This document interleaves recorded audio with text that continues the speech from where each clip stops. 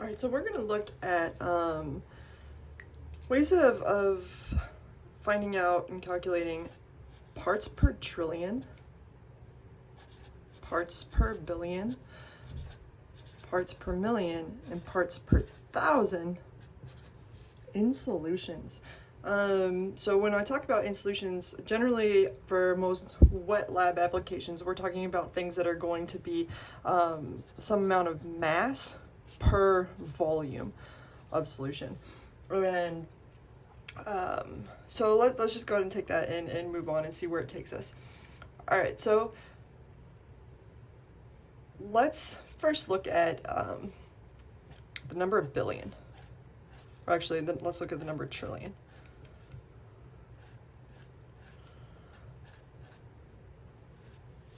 All right, it's pretty big. This would have been 1 million. This would have been 1 billion. Here we're looking at 1 trillion.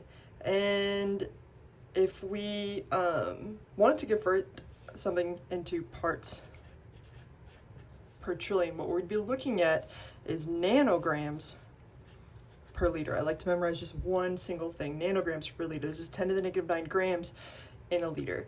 Let's move on to the number billion.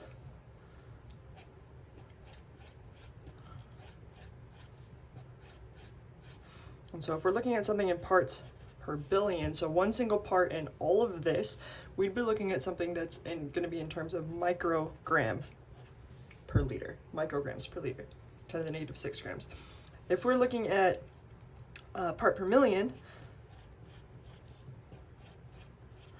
the number 1 million, again, part per million, now we're looking at milligrams per liter. So we went from 10 to the negative 9 up here, 10 to the negative 6 grams per liter, 10 to the negative 3 grams per liter. Hopefully you're seeing a pattern here. When we get to parts per thousand, when we take away a factor of 10 to the third, we're going to take away another factor of 10 to the third here. So our parts per thousand are just going to be in grams per liter. In other words, just 10 to the 0 grams in a liter. So we'll put these over liters. Put some equivalent signs. So a nanogram per liter is equal to 10 to the negative 9 grams per liter, etc., all the way down. So essentially, if we want to convert anything into parts per trillion, parts per billion, parts per million, or part per thousand, we've got to use these units. We've got to first convert the mass into nanograms, and then the volume is always going to be in liters in all of these cases.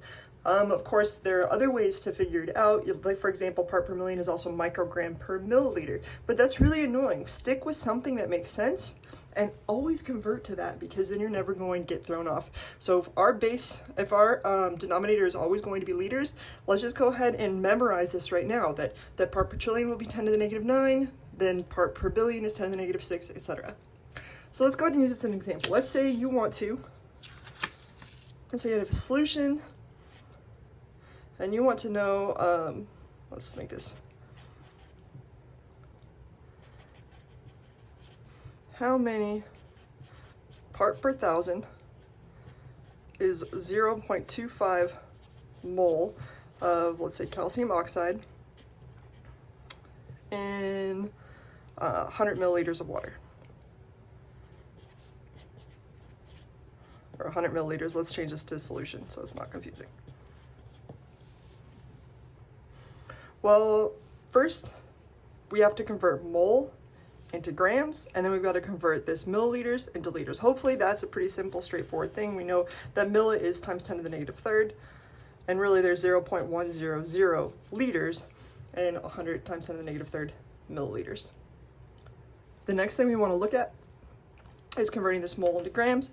We'd have to know the molar mass of calcium oxide, but if we take 0.25 mole of calcium oxide, I Googled it, and I found out that in a mole of calcium oxide, there's a mass of 56.077 grams. And now we're in gram town. Again, to get parts per thousand, all we need to do is figure out how many grams there are and how many liters. If you calculate this, you get an answer of 14.02 grams. So our parts per thousand is going to be equal to the grams we have divided by the liters of solution. This gives me an answer of essentially 1.4 parts per 1,000. So if I had been going to, for example, parts per trillion, I would have just taken this one step further, and I would have known that that there are 10 to the negative 9 grams in a nanogram, and I would use that conversion here to change this into nanograms, and that's it. Have a good